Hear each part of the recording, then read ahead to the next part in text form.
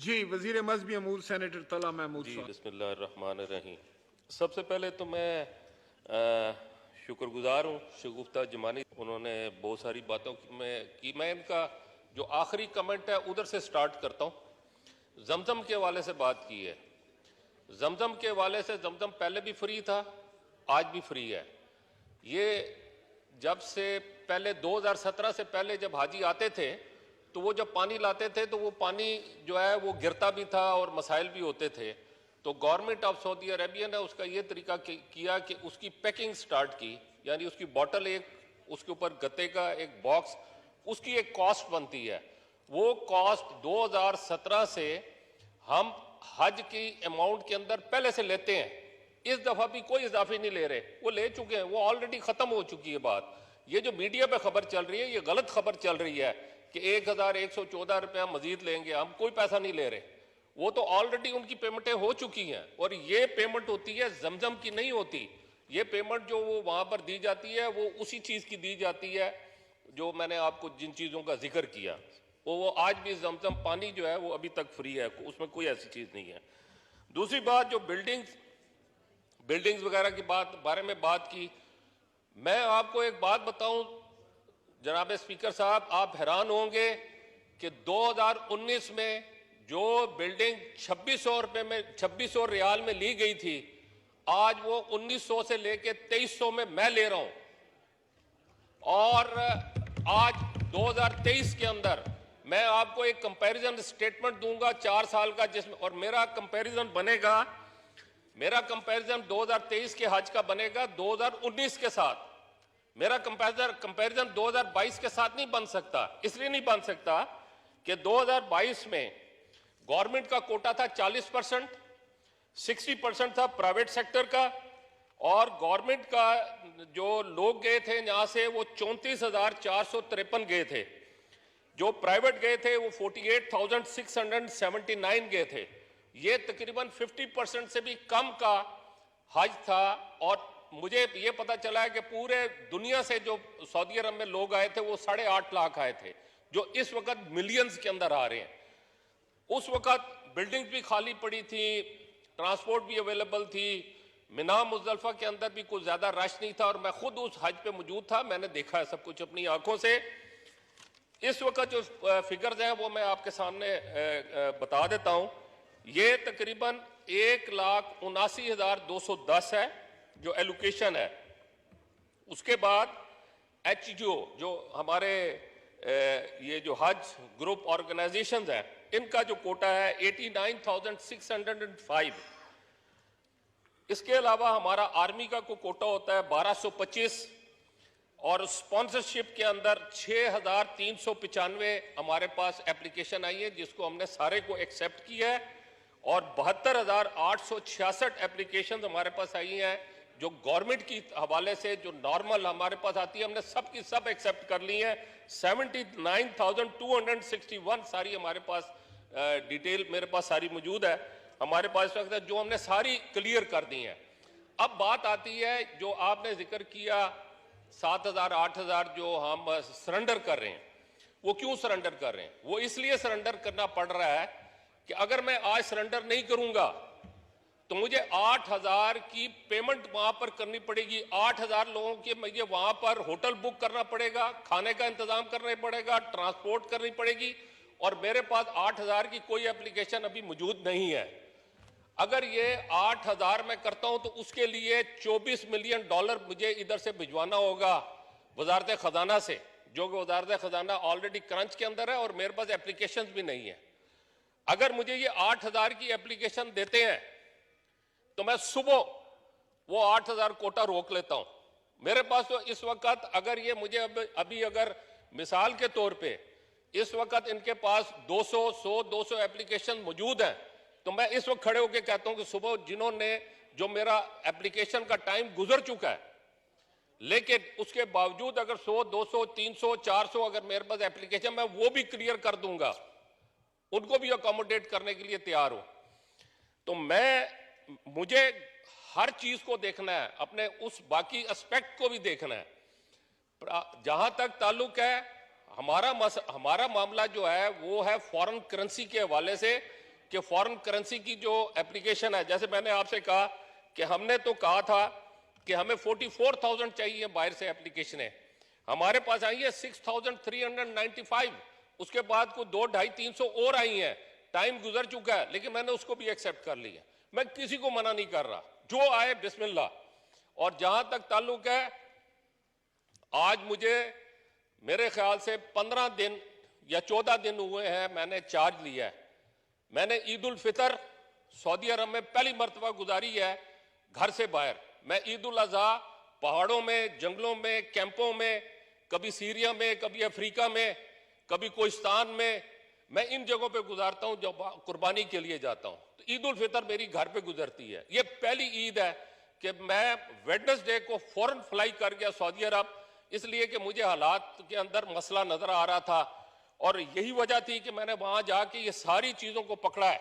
आज अगर मैं ये कह रहा हूं कि ये 1700 रियाल के ऊपर मैं ले आया हूं, गवर्नमेंट के टैक्सेस बढ़ गए हैं सऊदी अरब के, मैं उसको अलहदा आपको उसकी पूरी स्टेटमेंट बना के देने के लिए तैयार हूं कि जो गवर्नमेंट के टैक्सेस आज से 4 साल पहले 2019 में थे, वो 2023 में नहीं है, वो बहुत ज्यादा है।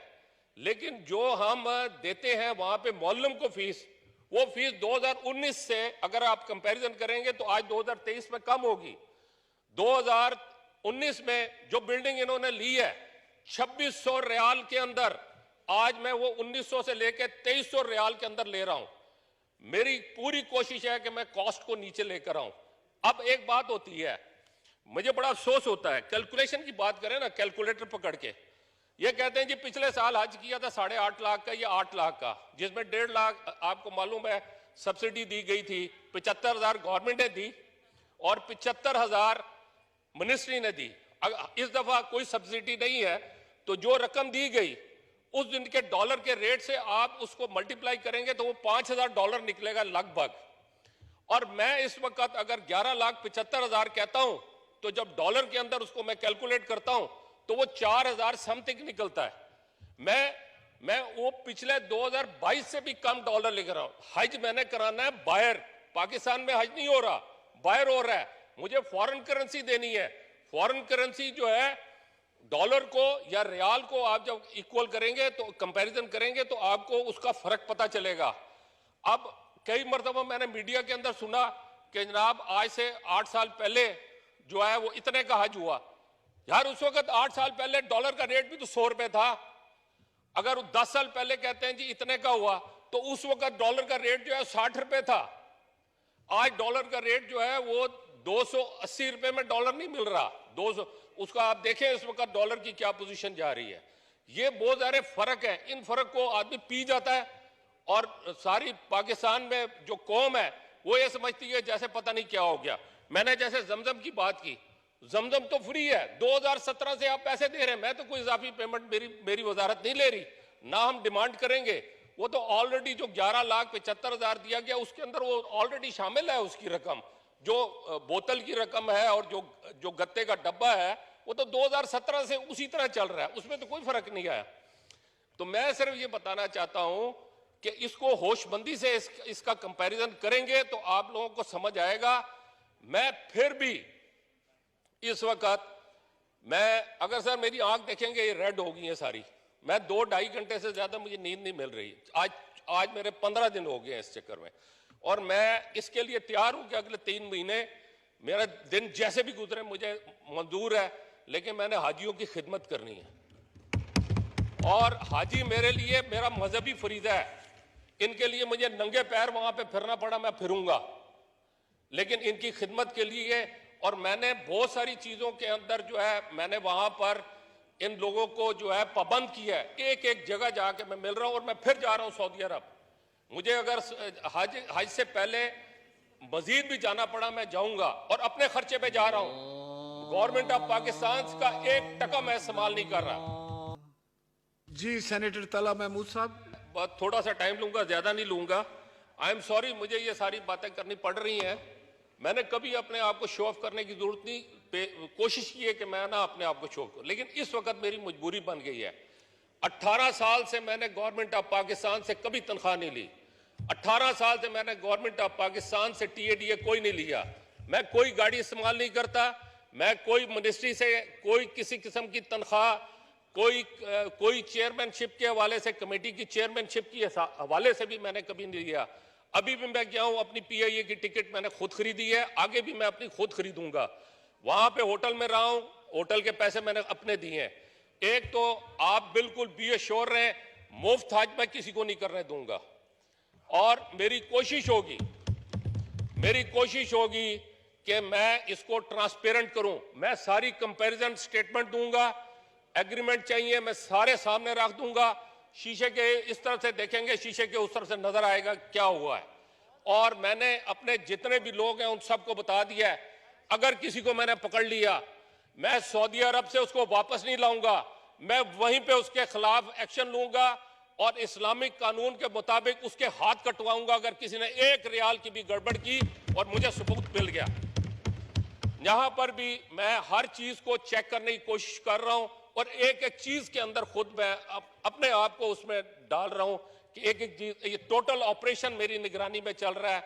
और मेरी ख्वाहिश है कि मैं इसको ट्रांसपेरेंट करूं और बेहतर करने की कोशिश करूं। ये जितने काम मैं कर रहा हूं जनाब स्पीकर, ये रमजान में सब क्लियर होने चाहिए थे। जब मैं आया हूं तो वहां पर मुझे नहीं नजर आया जो चीजें मुझे नजर आनी चाहिए थी। और अब अल्हम्दुलिल्लाह ये मेरे जो टूर हुए हैं, जितनी तेजी के साथ मैंने इस पे काम किया है, आज मैं ये कहने में मैं खुश हूं कि मैंने इस वक्त, मैं आज रोजाना मैं इनसे डिटेल ले रहा हूं। मेरे पास इस वक्त जो मेरी पोजीशन आ रही है अल्हम्दुलिल्लाह, मैं इस वक्त 18,000 हाजियों की एग्रीमेंट डन कर चुका हूं। 40 से 45,000 हाजियों का मैं मक्का के अंदर इंस्पेक्शन करवा चुका हूं और डेली 7,000 से लेकर 8,000 हाजियों के लिए वहां पे बिल्डिंगें जो है वो इंस्पेक्शन हो रही हैं। और जहां तक कैटरिंग का, ये ऑलरेडी वो पहले से करके गए थे, जो पहले से हुआ था, जो रेट उनका, वो उसी रेट के ऊपर मैं उसमें कुछ नहीं कर सकता था क्योंकि वो ऑलरेडी उसमें एग्रीमेंट कर चुके थे, वरना मेरी ख्वाहिश होती कि मैं उसको भी नीचे लेकर आता। बहरहाल मेरी पूरी, अच्छा अब मैं ये चाहता हूं कि वो जो पहले 5% एक्सेस बुकिंग होती थी, अब कोई बुकिंग नहीं करने दूंगा। हाँ, मेरी ख्वाहिश है कि इसके अंदर मैं कोशिश करूंगा कि इस प्राइस को नीचे लाऊं, लेकिन मैंने इसके अंदर एक काम किया है और वो भी मैं हाउस की नॉलेज में लाना चाहता हूं कि मैंने इन्हें कहा कि क्वालिटी की तरफ तवज्जो दें। अगर हमें कोई स्पेस मिलता है पैसों के हवाले से, तो हम अपने हाजियों को कोई उसके अंदर सपोर्ट कर सकें, उसके अंदर उनको कोई बेहतरी ला सकें। अगर खाने का उन्होंने कर लिया है तो कम से कम खाने की क्वालिटी सही होनी चाहिए, उसकी क्वांटिटी ठीक होनी चाहिए, उसके अंदर कोई बासी खाना नहीं आना चाहिए, उसकी सर्विस ठीक होनी चाहिए, ट्रांसपोर्ट के हवाले से बसें अच्छी होनी चाहिए। लेकिन मुझे पता है कि ये इस वक्त फुल फोर्स का हज हो रहा है, बेशुमार मसाइल आएंगे, बेशुमार मुश्किलात। तो मैं आज ये कहता हूं कि मैं कोई बहुत अच्छा हज शायद पता नहीं करा सकूंगा, नहीं करा सकूंगा, लेकिन जो मुश्किलात बहुत ज्यादा आनी थी, जो मैं आते साथ मैंने फोर्स की थी, उसमें मैं इंशाल्लाह मुश्किलात में कमी ले आऊंगा और इंशाल्लाह मिना में, मुज़दलिफा में, अरफात में ये शख्स आपको वहां पे गलियों में नजर आएगा, किसी खैमे में बैठा नजर नहीं आएगा। जिसको जो भी किसी की कंप्लेंट होती है, मसला होता है, मैं उसका हल करने के लिए तैयार हूं। लेकिन ये बहुत बड़ा हज है और बहुत सारे लोग होंगे, लेकिन जो अगर जिंदगी रही और हमें अल्लाह ताला ने मौका दिया तो अगला हज जो है मैं एग्जाम्पल बना सकता हूं। क्योंकि इस हज में और ये सारी पॉलिसीज जो मैंने देखी है इस अरसे में, 14 दिन के अंदर मैंने कम से कम कई महीनों का काम किया है। मैं श्योर हूं कि इसमें बहुत सारे गैप्स हैं, इन सारे गैप्स को खत्म करना चाहिए और हम ऐसा काम करें जिससे हमारे लोगों को फायदा हो। और इंशाअल्लाह ताला अगर आप इसकी रिपोर्ट्स मुख्तलिफ जगहों से लेंगे तो इंशाअल्लाह आपको इसके हवाले से मुझे यकीन है कि मजीद अगर आप तफसील लेना चाहेंगे तो हम वो सारी तफसीलात आपको फराहम करेंगे। बहुत बहुत शुक्रिया। थैंक यू मिनिस्टर साहब। जो शगुफ्ता जमानी साहब ने पॉइंट लिया था, मैं चाहूँगा कि आप के साथ वो मिलकर वो सारा मसला जो है आपने जिक्र जिसका किया है वो वजीर साहब के सामने रखे और उसका कोई हल निकल आना चाहिए। जी आप मिनिस्टर साहब से मिल लेंगे, जो आपने बात की थी कि शॉर्ट टर्म कोई बंदोबस्त किया जाए कि आप लोग जल्दी वापस आ सकें। जी जी, माइक खोलें मिनिस्टर साहब। सर, आप जो बात कर रहे हैं वो स्पेशल फ्लाइट की बात कर रहे हैं। स्पेशल फ्लाइट में अगर तो आप वीआईपी हज करना चाहते हैं तो वो स्पेशल फ्लाइट के अंदर, अगर आपने शॉर्ट हज की बात की तो शॉर्ट हज तो हो सकता है, आप बैठ जाएं, मैं उसके ऊपर बात कर सकता हूं। लेकिन अगर आप ये चाहें कि वहां पर मैं आपकी सर्विस करूं, सर वो पॉसिबल नहीं होगा मेरे लिए। वहां पर उसी तरह लोगों के साथ आपको खैमों में रहना पड़ेगा जिस तरह मेरा आम आदमी रहता है। हाँ, शॉर्ट की बात करते हैं, उस पर काम हो सकता है, इसके अलावा और कुछ भी नहीं हो सकता। मेरा कोई बंदा अवेलेबल नहीं होगा इनके लिए, क्योंकि मैंने खुद देखा है 2015 के अंदर कि वहां पर जो मेरा डायरेक्टर हज, मैं खुद, क्योंकि मैं उन दिनों वहां पर मौजूद था, कांटा और छुरी भी वो उठा के ला के दे रहे थे। तो मैंने उनसे कहा, भाई ये क्या कर रहे हो? उन्होंने कहा कि भाई ये तो मैं उनको बड़ी मैं माफी चाहूंगा, मैंने अपनी आंखों से देखा है उनको बुरा भला कहते हुए भी और सारा कुछ। तो इस तरह की कोई चीज वहां पे नहीं मिलेगी। हाँ, अगर आपको शॉर्ट चाहिए तो मैं आपका एयरलाइन के साथ बैठ के मामलात बना सकता हूं। वो शॉर्ट टर्म के लिए आपसे बात करेंगे।